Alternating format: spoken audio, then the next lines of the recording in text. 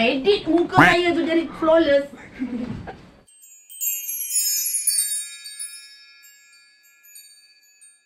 Assalamualaikum dan selamat sejahtera.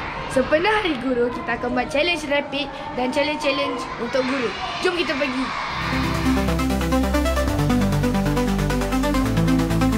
Sekarang nak tanya soalan untuk sempena Hari Guru, boleh? Soalan pertama cikgu. Cikgu boleh tak namakan suatu murid yang bagi cikgu sakit kepala tapi cikgu rindu? Semua kelas yang cikgu mengajar. Semua kelas mesti ada juga. Semua kelas. Ini pula rapid challenge. Cikgu kena namakan 5 murid dalam 3 saat. Zack, Akid. Zack, Akid. Katisha.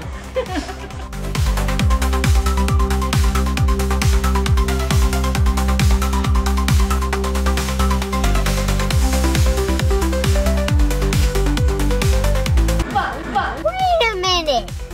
Who are you? Untuk Hari Guru esok. Boleh tanya soalan? Cikgu kena namakan 5 murid. Ryan, Yusuf, Aiman, Aish, Iyad. Ini untuk Hari Guru esok Okay. Soalan pertama kita orang. Cikgu apa yang kau sayang? Semua. Okey, yang paling sekali. Cikgu Hana. Satu. Betul. Idris kena namakan 5 cikgu yang Idris selalu jumpa tapi dalam 3 saat. Boleh? Boleh? 1, 2, 3. Kena. Ha? 3. Lagi 4. Cikgu Sarimah, Cikgu Fauzia, Cikgu Asri. Okey. Ini soalan terakhir. Idris kena sebutkan nama penuh guru besar dalam 3 saat. 1, 2, 3. Puan Nurmila,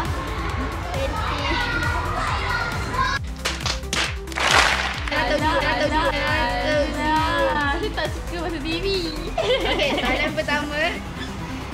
Murid apa yang bagi ustazah sakit kepala tapi still rindu? Sakit kepala tapi dia rindu. Susahlah soalan dia. Okay, 5 ke? Dalam 3 saat. Mulai 1, 2, 3. Haris Rosman, Firas. Alamak. Azib, Faraz. Okey. good. Cikgu pula. Saya. 1, 2, 3. Dani, Raja, Farihin, Adam, Haikal. Oh, nampak tak? Kita orang ada 2 soalan nak tanya 2. Kena jawab untuk Hari Guru.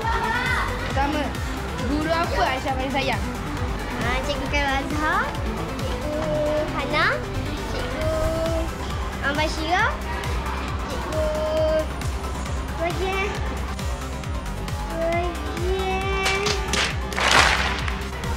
Ni bonus round. Bonus soalan. Okey. Aisyah kena bagi tahu kenapa kena marah dengan cikgu. Cikgu apa yang marah Aisyah dengan sebab dia dalam 3 saat juga. Bermulai 1, 2, 3. Kejap. Aduh. Kena beritahu cikgu beritahu cikgu siapa yang marah Aisyah. Cikgu Hana sebab Aisyah tak bawa buku. Lepas tu Kena buat apa? tak buat pergi sekolah. Tak buat pergi sekolah.